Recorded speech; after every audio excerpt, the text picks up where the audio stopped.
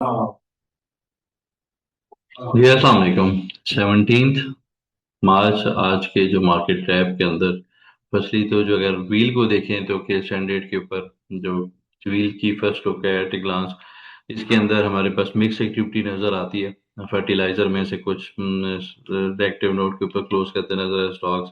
Banking sector के अंदर देखा जाए तो कमर्शियल बैंक्स के अंदर भी कुछ काफी तगड़ा परफॉर्म करते नजर आए और कुछ जो स्टॉक्स हैं वो लोअर साइड के ऊपर क्लोज करते नजर आए। अब इसी तरह ही जो पॉइंट टेबल के ऊपर देखें तो हप्पा ने पॉइंट्स ऐड किए। इसके अलावा इंडिविजुअली स्टॉक्स के अंदर देखा जाए तो यूबीएल ने पॉइंट्स ऐड किए ऑलमोस्ट 200 पॉइंट्स। इसी तरह ही एमसीबी ने कोई 214 पॉइंट्स लीडिंग स्टॉक था कमर्शियल बैंक्स में से जो पॉइंट्स ऐड करता रहा।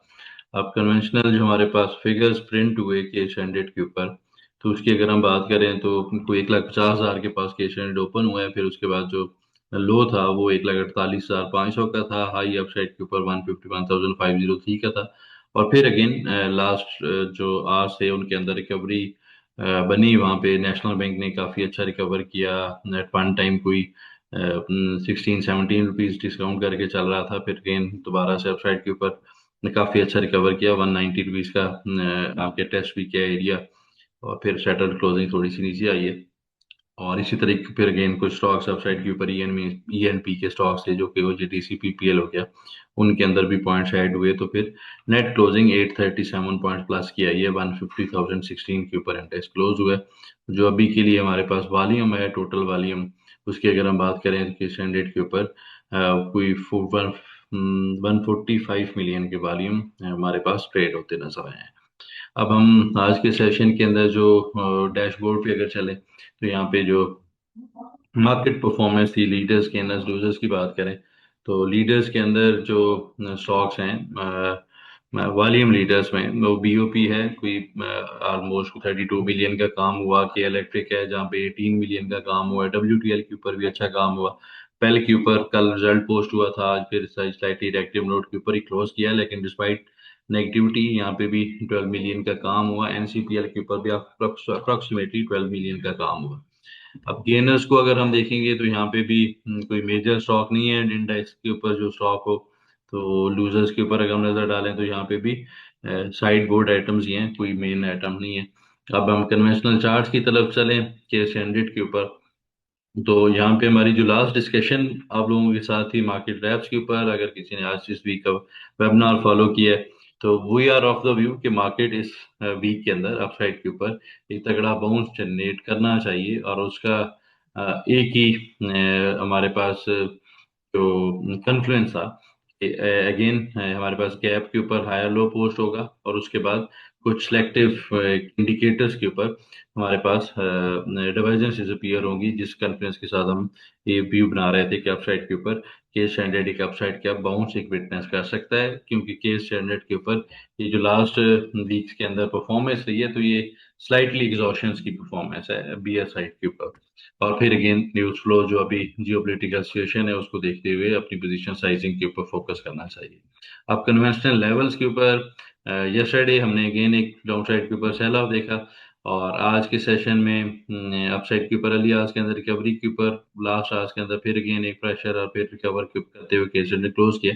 तो इनफैक्ट डाउन साइड के ऊपर जो रिजेक्शन पोस्ट हुई थी उसकी नज़र में हमारे पास एक डॉजी कैंडल अपीयर हुआ है। तो कल के candle stick pattern will be very important upside के ऊपर। अगर केस एंडेड जाके डे बिफोर यस्टरडे का लो और उसकी क्लोजिंग को रीगेन कर लेता है, जो कि 1,53,800 का एरिया बनता है, इसको अगर हम अपसाइड के ऊपर डिसाइसिवली रीगेन कर लेते हैं तो फिर अगेन अगले कमिंग 1 से 2 सेशन, इस वीक की जो ट्रेडिंग सेशन है बल्कि एक ही रह जाएगा कल के सेशन के बाद, वो भी अपसाइड के ऊपर हम परफॉर्मेंस देखेंगे और पॉसिबल है हम 1,58,100 को टेस्ट करते नजर आए। तो उसके लिए कल का सेशन काफी इंपॉर्टेंट है इधर साइड के ऊपर। अगर डाउन साइड के ऊपर केस फर्दर को डिस्काउंट किया जाता है और आज का लो ब्रेक होता है और डिसाइसिवली 1,57,000 1,47,300 से नीचे भी आ जाता है तो फिर वहां से एक फर्दर एक्सपोज होते नजर आ सकते हैं एरियाज, और जो रिसेंट लो है उसको भी हम डाउन साइड के ऊपर वायलेट करके अराउंड 138 के 140 के एरिया को एक्सपोज होता देख सकते हैं। हमारे पास जी जो ये कुछ वॉच आउट के स्टॉक्स हैं, अगेन थोड़ी सी लिस्ट श्रिंक हो चुकी है क्योंकि मार्केट के अंदर उतने अच्छे वॉल्यूम्स ट्रेड नहीं हो रहे, लेकिन स्टिल कुछ स्टॉक्स हैं जहाँ पे ट्रेडिंग है, ट्रेडिंग की अपॉर्चुनिटीज को देखना चाहिए वहाँ पे। तो उनके थोड़ा सा टेक्निकल चार्ट्स को हम देख लेते हैं क्विकली। उनमें से फर्स्ट ऑफ ऑल तो हमारे पास जो स्टॉक है वो ATRL है। अब ATRL के ऊपर हमने लास्ट जो कपल ऑफ वीक्स के करेक्शन देखी है, तो इट्स वन ऑफ दो स्टॉक जिसने अपसाइड के ऊपर तगड़ा बाउंस किया है, लेकिन अब एक आके साइडवेज ट्रेड कर रहा है। अब इसके ऊपर 840 रुपए का एरिया, ये ब्रेकआउट की ट्रेड बनेगी।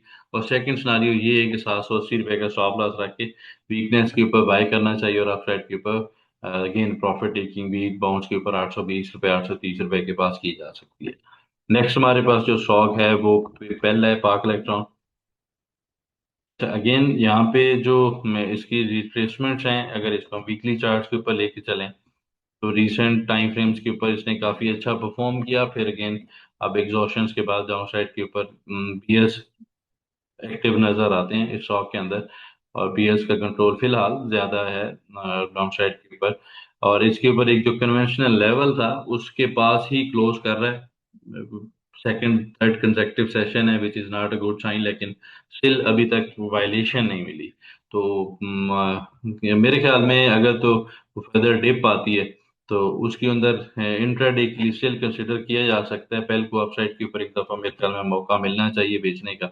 और इसके ऊपर जो करंट चार्ट फॉर्मेशन हैं, अगर उसके अकॉर्डिंगली देखा जाए तो 34.70 का स्टॉप लॉस होना चाहिए, उससे नीचे क्लोज करता है वहां पे फिर एग्जिट किया जा सकता है। नेक्स्ट हमारे पास अगर वॉल्यूम लीडर्स में से देखें तो BOP को हम देख लेते हैं, और इसी तरह ही नेशनल बैंक का भी एक्स ओपन हुआ है, XD चल रहा है, तो नेशनल बैंक के ऊपर अभी कोई चार्ट फॉर्मेशन उतनी क्लियर नहीं होगी। हब पावर भी XD परफॉर्म कर रहा है। OGDC या PPL में से एक स्टॉक देख लेते हैं हम। फर्स्ट ऑफ ऑल तो अगर हम BOP को देखें, बैंक ऑफ पंजाब, अच्छा यहाँ पे इसने भी आई थिंक कल के सेशन में या डे आफ्टर टुमारो हमारे पास ये एक्स ओपन होगा, वहाँ पे थोड़े से चार्ट्स स्लाइटली चेंज होंगे, वो उसके अकॉर्डिंगली फिर फर्दर भी देखेंगे।